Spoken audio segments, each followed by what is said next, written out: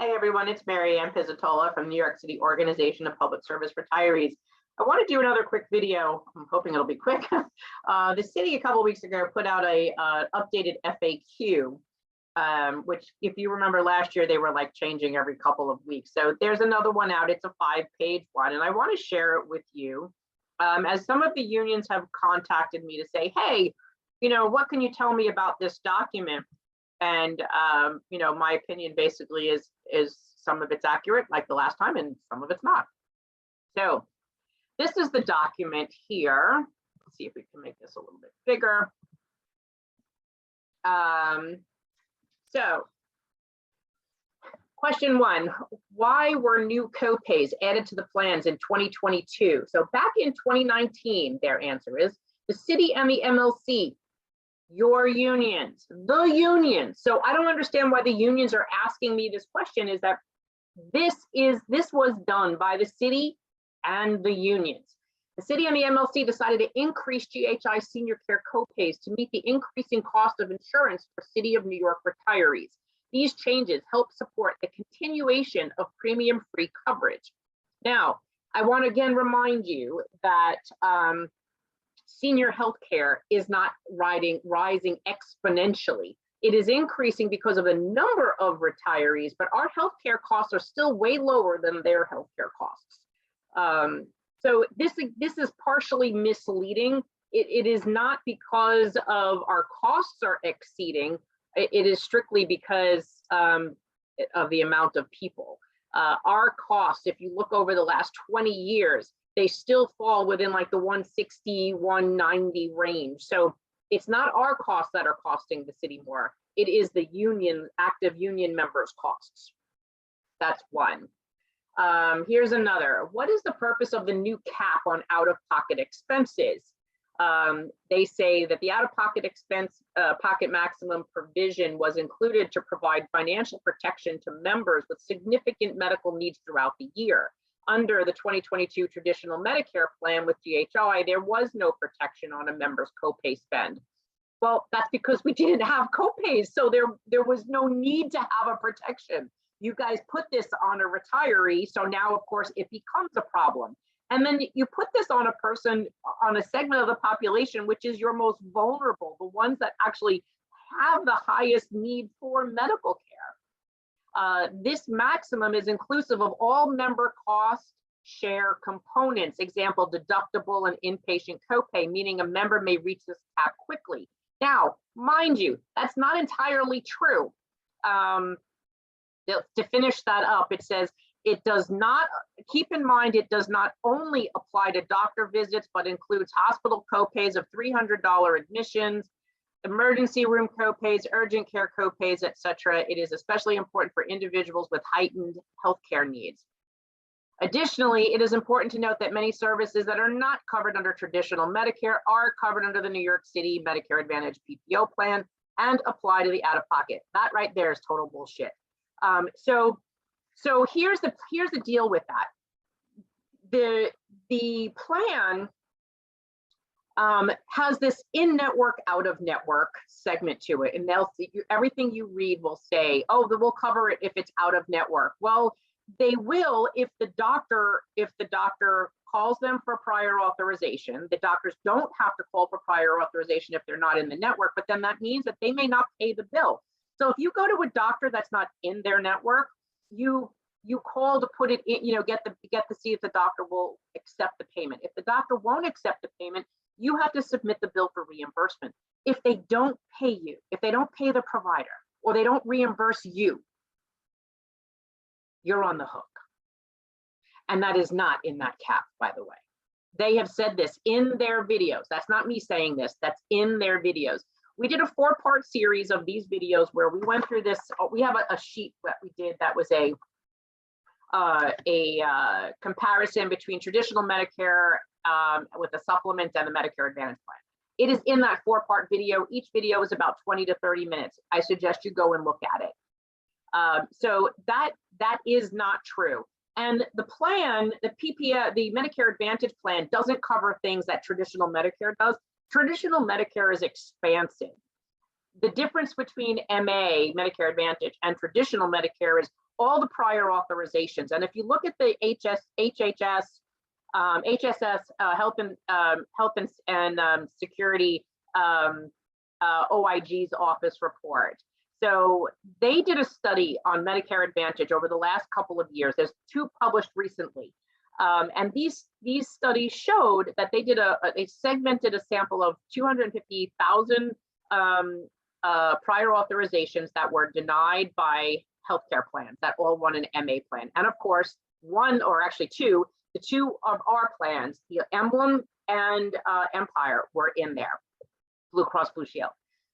So there was several different insurance companies, but they all felt our 2 were even in that mix of wrongfully denying care, because they all operate the same. They have to make money. They are a for-profit company.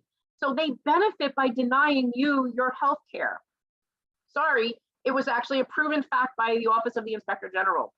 So this here, it's additionally important. Many services that are not covered under traditional Medicare are covered under the Medicare Advantage PPO plan and apply to the out-of-pocket. Notice they don't really list them. It might be one of their like perk things, but not everyone's going to use that perk.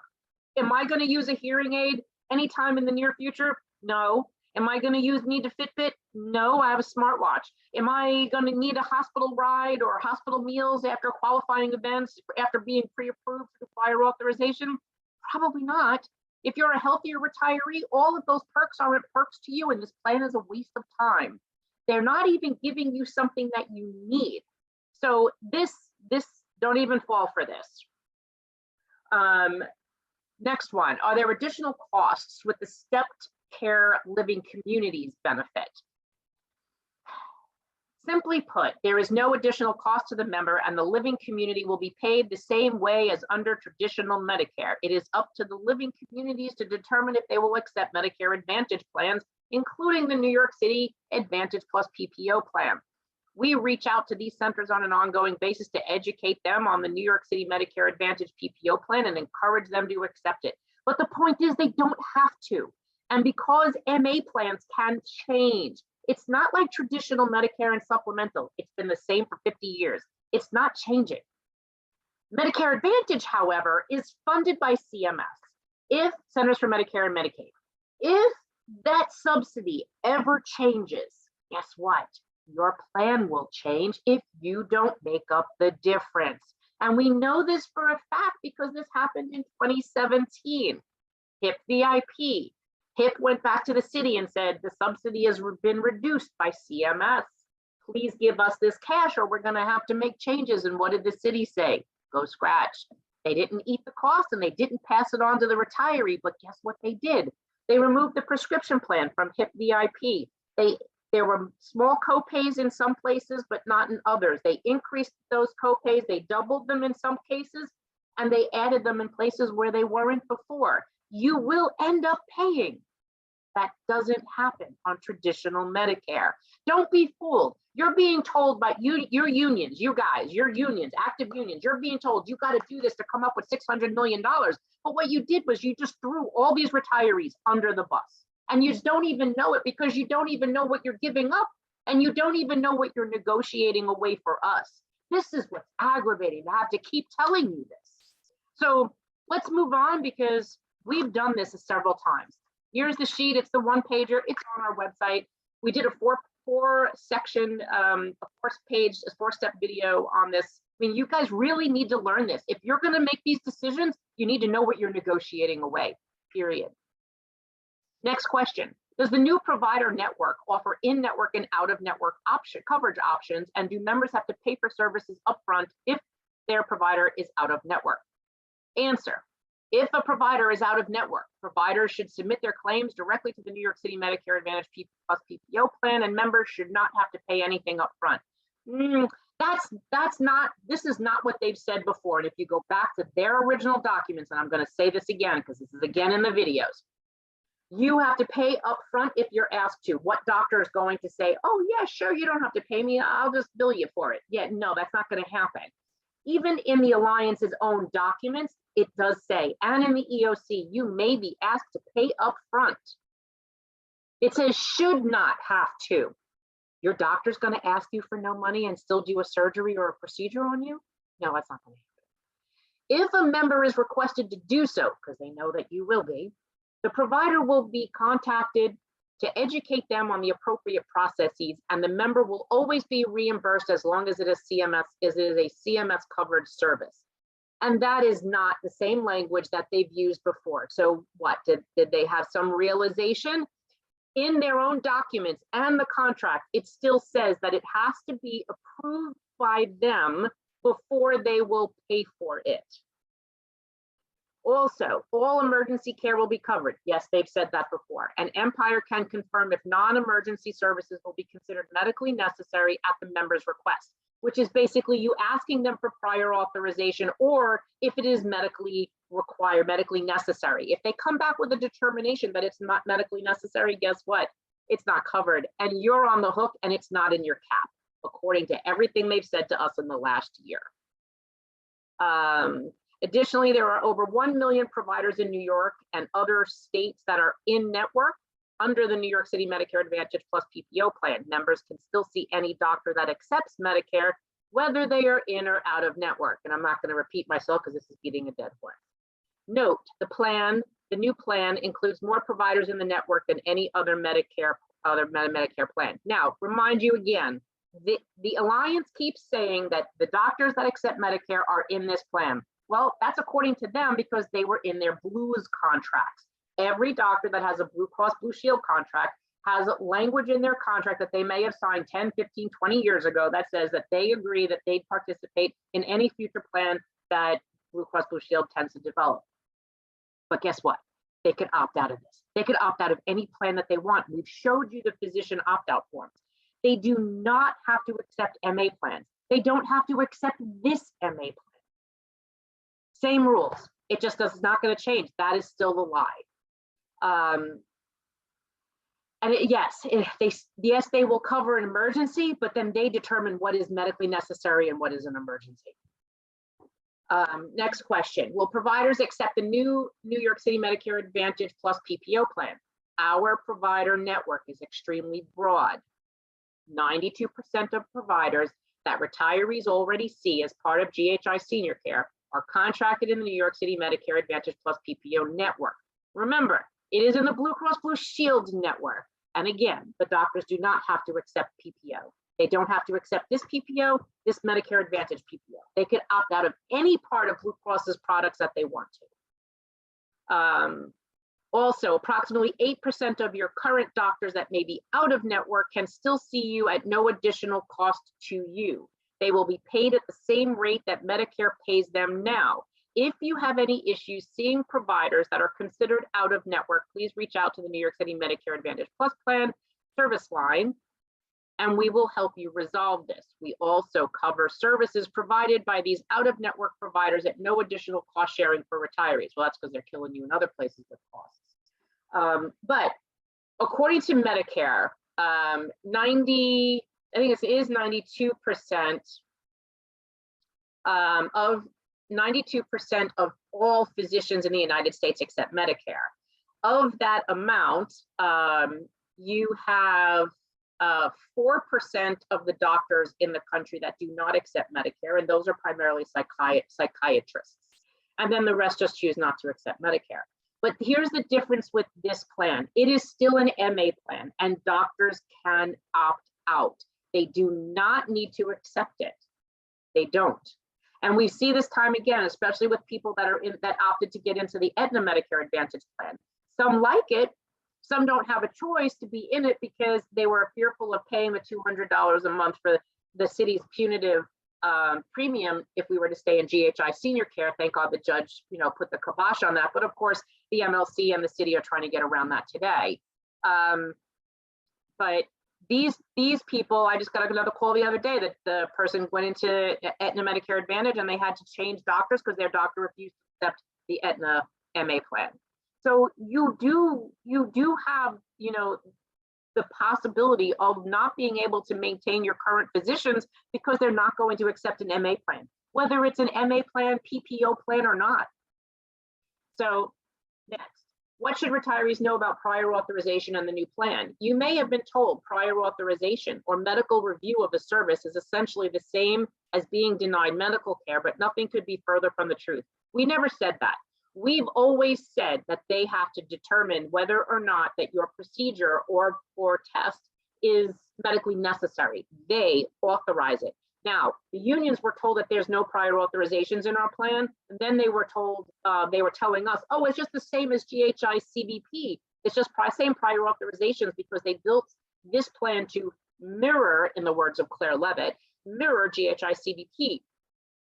But that's not the case. And again, you go back to the OIG's report, MA plans, including these two vendors, have denied people their care based on prior authorization by not sticking to the CMS guidelines, period. There's no gray wiggle room in there. Black and white, totally true. In most cases, you won't even know prior authorization exists. Oh, of course you will, because we are constantly hearing from people in an assortment of MA plans that they are waiting weeks for authorization, including in the Aetna plan. And it is nearly identical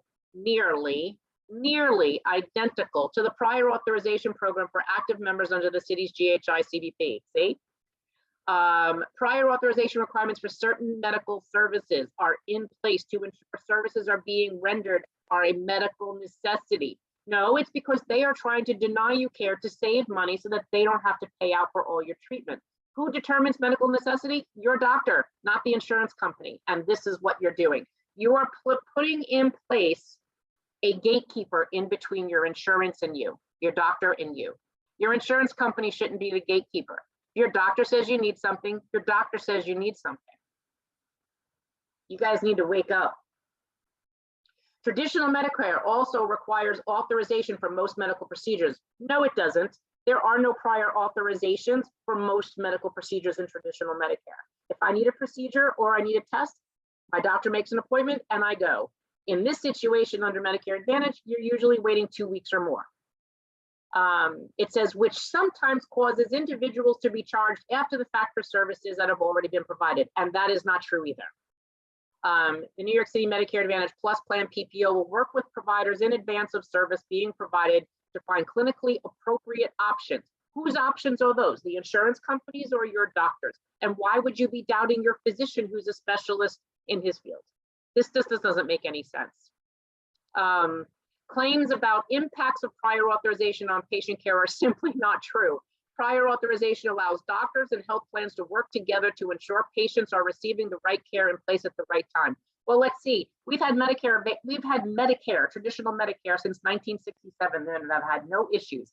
None of us have had problems with prior authorization because there are none. We don't get billed for things that would not be approved. CMS mostly just about covers everything.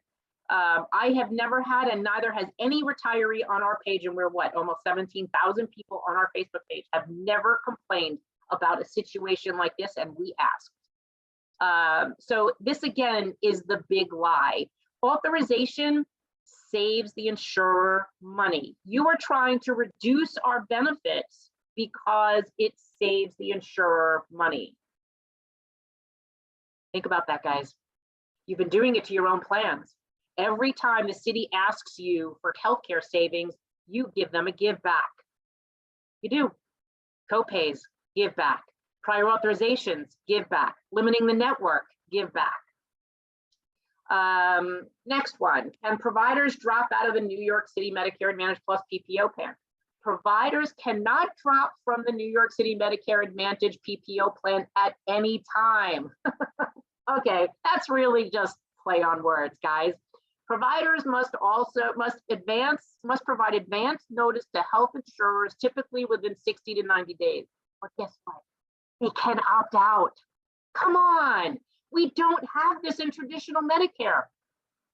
I'm not even gonna even spend more time on that. Question, could retirees lose their status on a transplant list? For example, if they move to the New York City Medicare Advantage Plus PPO plan, could retirees lose benefits from traditional Medicare by joining the new plan? Now, that wasn't completely what the allegation was. We used your own videos, as in the Alliance's own videos. We used the Alliance's own videos to educate you guys in the unions that what Kim Parker actually said in those calls. If the question was, hey, why do I have to go through prior authorization with you guys if I'm already, my wife is already prior approved, or if I'm already pre-approved for this procedure, it should just transfer over, right? And the answer wasn't yes, correct. Please call us or let's talk about this offline. No. And even a gentleman in one of the videos that I posted in that 4-part series said, well, we've already been pre-approved. Why do we have to go through you through pre-approval? What if you don't deny something? And Kim Parker's response was, this is a complex case. We'll talk about this later. It just should have said exactly what they're saying, that everything would be approved if you're already, they're not even saying that, they're not even talking about it being approved. They're basically talking that you're not going to lose your place on the line, but they're not saying that they're going to pay for it. The answer further goes into also retirees will not lose benefits covered by traditional Medicare. Federal law requires plans like the Advantage PPO to provide coverage for all the services offered under the traditional program, including transplants. All benefits of the plan will be available to retirees online via the enrollment guide. If you have any questions, please contact the New York, and we did. We actually got on the phone with them several times on recorded phone calls where they couldn't answer the question. So if the question answer was that simple, everything will be approved if it's already been approved, you've been previously approved by traditional Medicare, that would have been the answer, but that's not the answer that we got. And it wasn't the answer that Kim gave in the videos either. Will the new plan make decisions on rehab and skilled nursing facility admissions and length of stay? The patient providers make decisions about coverage, just as they do in active plan, which are still subject to prior authorization discussions, which we never had, reminder, with the New York City Medicare Advantage PPO plan case management doctors, care management doctors. In traditional Medicare, these decisions can be second guessed. They're usually not. And this is another point.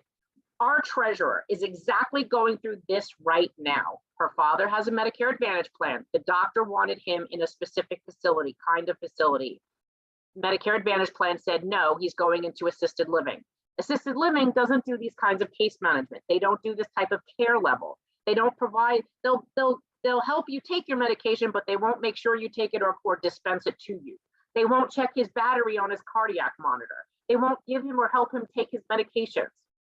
And she has to keep running back and forth to the facility to make sure that he gets the care that he needs, because he's finding that the facility is not, his battery's going dead, is not checked. They're not checking his care battery. He's not taking his medication. His sugar's dropping. This is not a managed facility. And you can't just stick someone in there like this. She's doing the bulk of the work and she's not an RN. Why would you allow an insurance company to do this to you? You guys, the unions, are potentially putting us in this situation. We paid for our health benefits. We negotiated our own health care. And then now you want to sell it out for your own benefit. This is aggravating to us. You guys need to know the differences between traditional Medicare and that you're being lied to again by the city and the Alliance. Can retirees carry another insurance plan, which includes a spouse's plan or a private Part D? Retirees may continue to keep their spouse's group-sponsored Medicare Part D coverage in addition to the New York City Medicare Advantage PPO plan. That's not what the question was. What we've been stating. CMS prohibits dual enrollment in an individual Part D plan and a group Medicare Advantage plan. So here's the deal. We have always said that we have retirees that have special medication needs, and their employer plan or your union welfare fund plan does not cover their drug. So they have to keep a private Part D plan in order to maintain their drug coverage. Look back at our YouTube channel and look at the William Shenton or the Shenton video. Him and his wife, she takes a medication that's over $12,000 a month. The union welfare fund plan has a cap of like $23,000 a year. They can't be on the plan. She wouldn't even get out of February. So she had to buy a private Part D plan. Well, CMS prohibits you from having a private Part D plan on a Medicare Advantage plan. Do you know how many retirees are in this situation? A lot. So now she's going to be forced back into the welfare fund plan, and she's also going to have to pick up the rider, pay for the rider at $125 a month that's offered by the GHI, right? Guess what? Not only will the welfare fund plan not cover her drug, it's out of formulary, neither will the other plan. So now she's out of pocket $12,600 a month. And guess what? They're city retirees. They don't make $12,600 a month to pay for a drug. But yet, with her outside Part D plan, she pays $29 and change a month for it. Her copay for the first month, January, just to hit the deductibles, like $1,000, and then every month thereafter, it's roughly about $600, which is a lot more tolerable at their income level than $12,600. You guys need to smarten up about this. There's so much about insurance you just don't know. This is a problem. And then the other issue is your smaller unions are calling us and telling us for the last like 9 months that part of the rules to use the rider, the drug rider, is you have to exhaust the welfare fund first. Whereas before, these people wouldn't even have been in the welfare fund if they, they'd have to be in the welfare fund and they'd have to purchase the rider. So now they're paying $125 a month. But in order to get into the rider, you have to exhaust what your welfare fund's allotment is for you first. So if you have a small union and your cap is like whatever, $5,000, $10,000, $20,000 a member, before that retiree wouldn't have even have gone into your fund. They just would have purchased the plan because they would want to start in the beginning of the year to have the full year's worth of benefits and meet the deductible and not pay 2 deductibles to go from one plan to another. And then the 2 deductible issue. Now they're exhausting your welfare funds. You have to be drained dry, whatever the allotment is for that retiree, before they can go into the rider. Did not anyone read this? What are some of the new supplemental benefits that retirees can use with the New York City Medicare Advantage Plus plan? Oh my gosh, if I tell you how many people complain about this, it is insane. I don't know who the hell thought up all this stuff, but this is crazy. You think a new benefit for someone that you have to think about where everybody lives. Not everyone lives in a city. Not everyone lives in the city of New York. So these non-emergency transportations, the way that they have to set up, actually, I want you to call Access to Ride or Access to Care, and you try to make an appointment. Tell me what your experience is. Better yet, go on Google and read the reviews. Would you put your mother in that car? No. Silver sneakers. People don't want silver sneakers.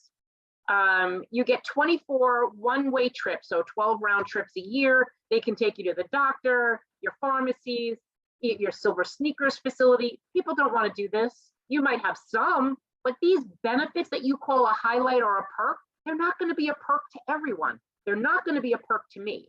They're not going to be a perk to most of the people in our organization. But the insurance company saying, but look, we're giving you this. We're going to give you a Fitbit, and you could go to a gym, and we'll give you 12 round trips a year. And then the meals or the rides that all the meals and the groceries that require prior authorizations, and you need a qualifying event or a certain A1C. This is not a benefit to everyone, so it's a waste. Basically, they are taking that allotment from me that I will never use, and the insurance company is pocketing it. Not an advantage.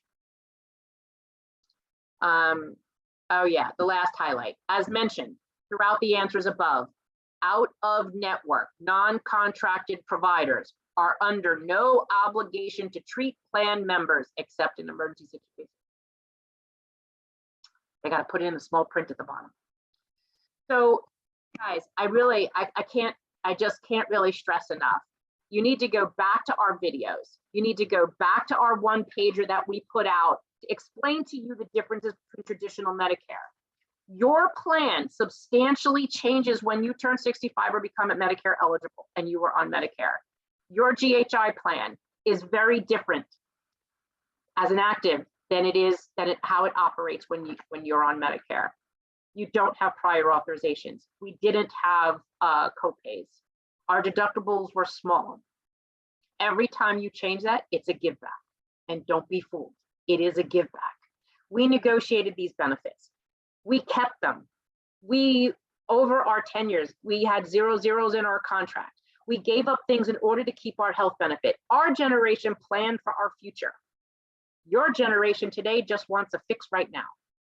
Don't give up what we negotiated. You want to negotiate it away for you. Don't negotiate it away for us. In this stage of our lives, we're on fixed incomes. Most of us have disabilities or health issues that prevent us from working. We cannot make up more money.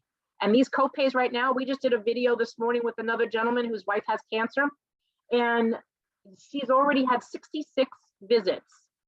And that's not inclusive of them all and not inclusive of his. She's already up to $990 in copays. You just gave them a car payment. And they're seniors and disabled and sick. So why would you do this? This is the problem of the disconnect. Learn what you have. Understand it. And if you don't know what it is, and you don't understand the differences, and you don't understand why we're angry with you for doing this, ask. We held a month's worth of seminars, and only a handful of unions showed up. You just don't want to know. And yet, every time I have to keep coming back here, and our officers have to keep talking about all the things that the unions are doing, negotiating away our health insurance choices, potentially negotiating away our Medicare B reimbursement for your own savings, negotiating away 12-126 of the administrative code, how we won the lawsuit. Our unions should have had our back, because in our day they did. You don't negotiate with the city a give back for a retiree that has no voice for themselves, because a union was always made there to represent them and protect them, because one day you will be them. I don't understand where you went wrong. I just don't. And this is going to have such a devastating effect on retirees. I do have one retiree that was recently diagnosed with cancer and had to make a decision as to not go through the chemo because she couldn't afford the copays. You did that. That shouldn't be a retiree's choice. I beg you to find your compass, because this stunt to save yourselves money for your own collective bargaining needs was sadistic and inhumane. Please check our Facebook page, check our website, look up the 4-part video that we did to explain all of the difference between traditional Medicare and Medicare Advantage. And stop sending out that crap that the city puts out and the Alliance puts out without investigating it. Read their EOC, read their enrollment guide, read their literature, and then understand traditional Medicare.